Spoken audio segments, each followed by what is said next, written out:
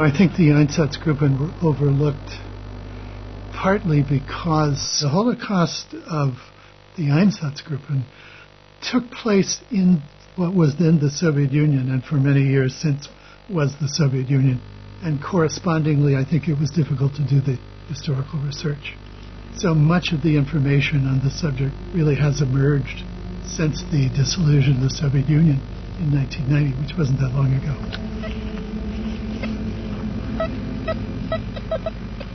The fact that there are people who were murdered, who rest in unmarked graves in people's gardens or in areas that are subject to economic development, you could have supermarkets built on these graves, is a kind of second victimization of these people.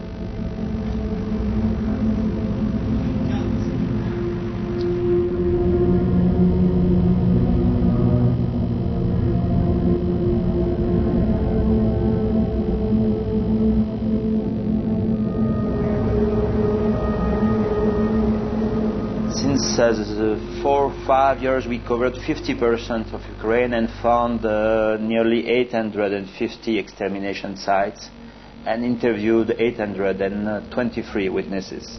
Each interview is a way to rebuild the crime. So it's not what do you feel, what do you think. It's to say, do you remember the first time the German came in your village? Where was it coming from this side or from this other side? And little by little, we reveal the crime. It's 1 minute to midnight, if not 30 seconds to midnight, to identify these killing fields. And you have this incredible operation of Father Dubois, Roman Catholic priest, who is offering the bystanders the possibility of confession. Ну, один цоколь жінок, один тих, один з дітьми, один без дітей. Там же так не сортували, нас же не пускали, але ми бачили, що вони так, як виводять, то виводять жінок. А як виводять, відділять мужчин. Ми тут пасли корови, я кажу, а вони були випивші, і туди не хотіли вести. А просто йшли, довели до нас, хальт, пафлюктор, і ми пігнали. Ну ж корови собі пасуться, корову ж я на тімні, корови вільно, без шнурка. І ми йшли, а я чую, пав. Ну ми так глянули, а там дуже крові. А потім смерділо. За 2 дні такий сморід був страшний, що потім... He's talking to them now as old people, and he's mining their memories. These people are helping him find the graves, but he's helping them in a sense to unpack the memories that were formed on that day. These are kids who, in most cases, had no participation in the murders themselves, but they were participants in the sense that they witnessed it, and they have these memories inside them. And they tell him in a way that is remarkable to observe. А як тут із поїзда батьки викидали дітей, ті діти лежали, то сама на свої очі бачила, що дитина втікла до села. Поліцай, такі колійові були поліцаї. Він 7 разів ту дитину стріляв. От повели їх, через крохи, як узяли стріляти, як узяли бити, то ми тоді все робили, плакали. Покладуть радок, пробив, то живий, не живий, кладуть, но... Я не знаю, як забули, як я йшла до баби, то я йшла до той поліціянт, 2 діток посадив. Я знаю. Коло школи, отак помаленьких, отак маленьких, да при мені стріляв. Я так злякалася, всі кровники хліб держали в руках. These were not anonymous victims. These were respected members of the community up until the time of the shootings in some cases. And I think this local, intimate community character of these murders is what makes them so horrific for us to even consider. We were looking for what happened in the killing place, and somebody told me there is an old lady here. She was there, and I made an interview, and I said, "You were here?" "Yes, at 5 in the morning they saw me, and they told me to come with my spade." And say, "What did you do?" So I ran to see my mother, and I say, "What must I do?" And she said, "You have to go, otherwise they will kill you." We were asked to go down in the mass grave. They were shooting Jews. Immediately after the shooting, we had to go down with our spade and with our naked feet to work on the corpse to make them flat and to put a little bit of sand so the other Jews could go quickly in the mass grave.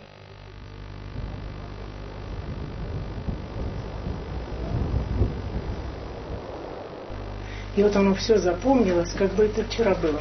Также, говорят, стоны были там. Они когда их зарыли, это мешало, или бульдозером, или лопатами, ну, в общем, неизвестно, но сверху прикрыли это все. Да вот стоны были.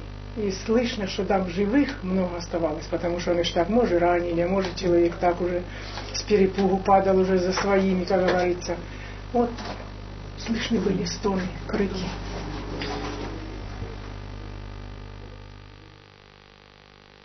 One old lady, she was laying in her bed, and she told me, "I was still living here when I was a child, and I still wonder why they killed 1,000 Jews in front of my window."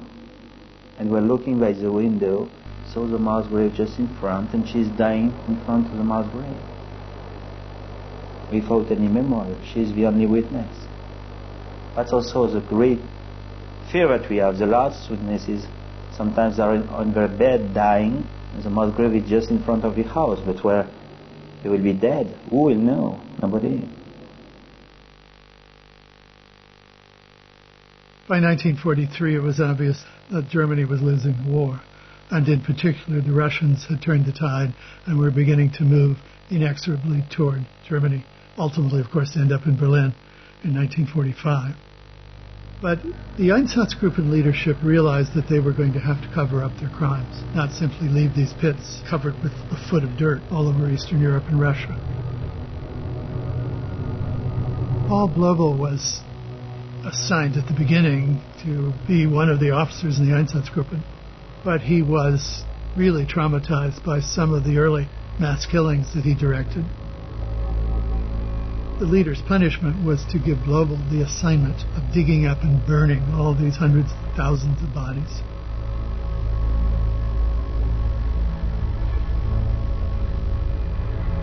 And then at the end of the war, Blobel became one of the key figures in the Nuremberg trial, trial number 9, of the Einsatzgruppen that was run by a young American named Ben Ferenz, and was, in the course of time, duly hanged for his crimes.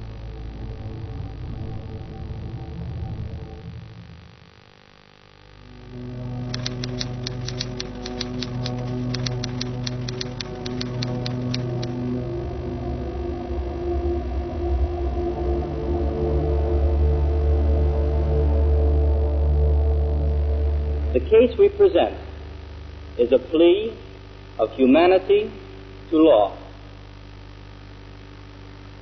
We shall establish, beyond the realm of doubt, facts which, before the dark decade of the Third Reich, would have seemed incredible. The first impressions were not really first impressions, because I had met them types like that before outside as an investigator in the concentration camps.